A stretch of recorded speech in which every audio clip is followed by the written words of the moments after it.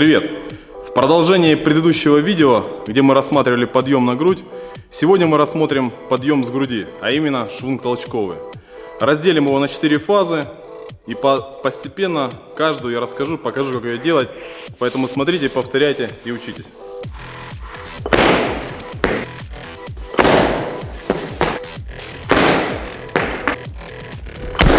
Переходим непосредственно к изучению самого движения. Для этого предлагаю разделить, как я уже сказал, на 3 элемента. Первый – это работа рук. Второй – это работа ног при выталкивании, либо разножка. И третий – это подсед и выталкивание. Значит, начинаем с первого. Работа рук, либо выталкивание штанги с груди. Для этого берем мы палочку, ложим ее на грудь. Давайте, наверное, лучше я со штангой это покажу, чтобы было более ясно. Поднимаем штангу на грудь. Штанга, акцентирую ваше внимание, штанга не должна лежать на груди и не должна лежать на шее. Для этого мы должны сделать подворот локтями. Мы подворачиваем локти. Тем самым штанга лежит на плечах. Следующее. Мы разводим локти в стороны. Локти не должны смотреть параллельно друг другу. Они должны смотреть в сторону. То есть грудная клетка должна быть раскрыта. Вот так. Натягиваем поясницу. Тем самым таз у нас немножко как бы уходит назад.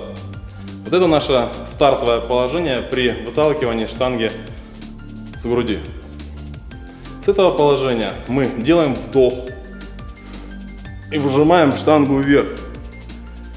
Финальной точкой является фиксация штанги. Для этого мы должны поднять плечи вверх и свести лопатки. Опускаем. Повторяем. Локти подвернули в стороны, сделали вдох и выжимаем штангу вверх. Фиксация. Тянем плечи вверх и сводим лопатки.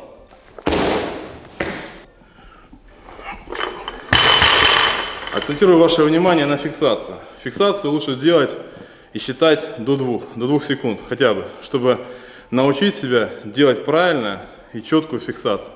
Очень важно. Сводим лопатки и тянем плечи вверх. Следующее. Работа ног при выталкивании, либо разножка. В ножницах это одно, в швунге толчковом это другое. Конечно же, это индивидуально. Но хочу вам сказать, что это приблизительно должно быть 10-15 сантиметров от ширины высших плеч. То есть мы становимся 10-15 сантиметров от ширины ваших плеч. Это где-то и есть приблизительное то положение, в которое вы должны прийти после выталкивания. Опять же, это индивидуально. Это может быть шире, это может быть уже. Но вы должны себя проверить, чтобы в таком положении вам было удобно сесть. Вам было удобно сесть с грифом, со штангой, на выпрямленные руки в сет. Вот если вам комфортно, значит это ваше положение. Конечно же, в процессе тренировок каждый из вас найдет оптимально. Но для начала за базу возьмите 10-15 сантиметров от ширины ваших плеч. Для этого я нарисовал вот такие вот кружки, я их называю зоной. Зона приема. Это то положение, в которое мы должны прийти при выталкивании. Теперь сейчас вы поймете для чего это. Теперь мы соединяем работу рук и работу ног. То есть получается, что при выталкивании мы освобождаемся от штанги, она летит вверх, и в это время мы уходим под нее. Уходим за счет работы ног, то есть ноги уходят в сторону, у нас уже получается глубина подседа ниже. И за счет ног подсаживаемся и выпрямление рук. Поэтому соединяем. Для этого такое вот упражнение.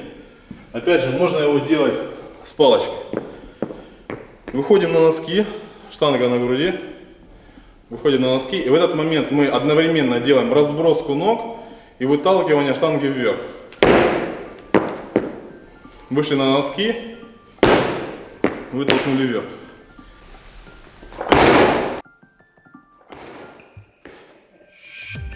Отрабатываем это до автоматизма.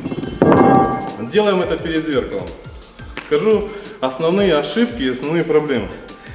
Выталкивание не должно быть постепенным. Не должна быть сначала одна нога, потом другая нога. Одновременно 2 ноги. Также и руки. Одновременно 2 руки выталкивать. Не надо косить. одновременно работают ноги и руки. Нет такого, что сначала ноги, потом мы включаем руки. Постарайтесь сделать это одновременно и в такт.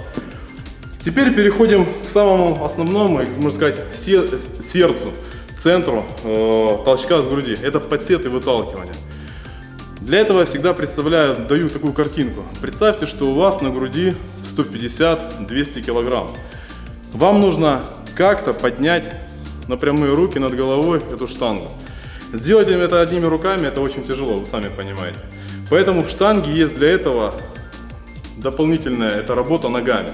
То есть мы можем за счет ног, за счет подседа ног, то есть вытолкнуть ее вверх, придать штанге определенную силу, энергию, передать ей, чтобы она вылетела, и в этот момент мы под нее подставились и зафиксировали. Поэтому подсед ориентировочно 10-15% от вашего роста. Он не должен быть глубоким, он не должен быть коротким. Ориентировочно это где-то 10-15 сантиметров. Колени у нас смотрят в стороны, стопа также по направлению колен, то есть одновременно они смотрят. При этом у нас есть подворот и таз отставлен назад. То есть это не нужно делать вот так вот. То есть когда у нас колени торчат впереди. То есть у нас должно быть ориентировочно где-то там около 80 градусов с полом. То есть вот такое вот положение. Вот наше начальное положение, вот наша конечная точка подседа, самая низкая. То есть с которой мы начинаем уже работу руками вверх. Еще представьте, как будто у вас есть чаша с водой. Многие тренеры так объясняют детям, чтобы было более внятно и доходчиво. Представьте, что у вас есть чаша с водой. Вам нужно так подсесть с этой чашей, чтобы вода не опрокинулась ни вперед, ни назад. Мы должны сделать ровный подсед. Сделать это не спиной, не за счет коленей вперед. Мы должны ровно подсесть и поднять вверх. Сейчас я это покажу вместе со штангой. Еще хотел бы перед этим сказать о дыхании. Выталкивание и подсед мы делаем на полном вдохе. То есть мы встали, подняли локти, сделали вдох и начинаем движение. То есть мы не делаем на выдохе, мы делаем только на вдохе. Смотрим. Взяли штангу на грудь, подвернули локти, раздвинули в стороны. Смотрите, рука свободна. То есть я руками не зажимаю штангу. Рука у меня свободна. У меня только напряжены только плечи. Напрягаем поясницу, тем самым немножко ее отставляем.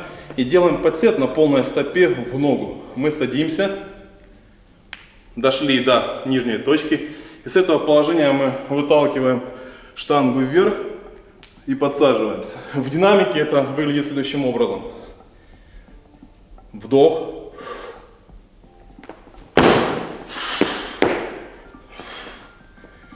Вдох и подсед.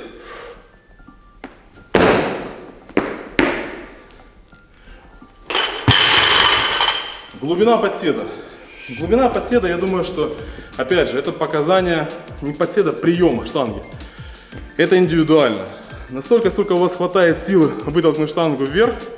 Если у вас хватает силы ног, вытолкнуть штангу так, чтобы не подсаживаться под нее. Подсаживаться под нее искусственно не надо. Если у вас не хватает выталкивания, тогда, конечно же, вы будете больше уходить под нее. Но, скажу по практике, китайцы, они в принципе ловят все в полном седе. Наша школа учит ловить чуть-чуть выше.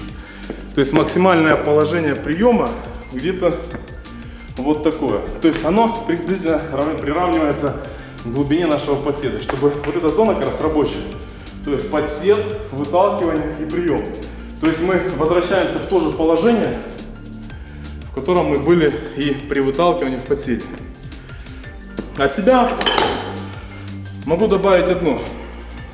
Изначально меня учили толкать в ножницы.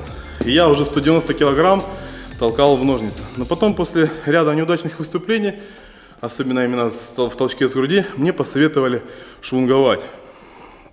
Что я в принципе и сделал. И уже через 2-3 месяца я догнал те 100%, которые толкал в ножницы, и даже начал уже добавлять. Максимальный мой толчок 240 килограмм. Это классический 250 со стоек. Выбирать каждому из вас самому. Но от себя мог бы сказать, если вы еще не решили, что вам делать, ножницы, либо швунг толчковый, я бы посоветовал, конечно же, уделить внимание на швунг толчковый. В следующем уроке мы рассмотрим швунг, то есть толчок в ножницы, и рассмотрим основные особенности между этими двумя упражнениями. Поэтому смотрите, пробуйте, не забывайте. Пока.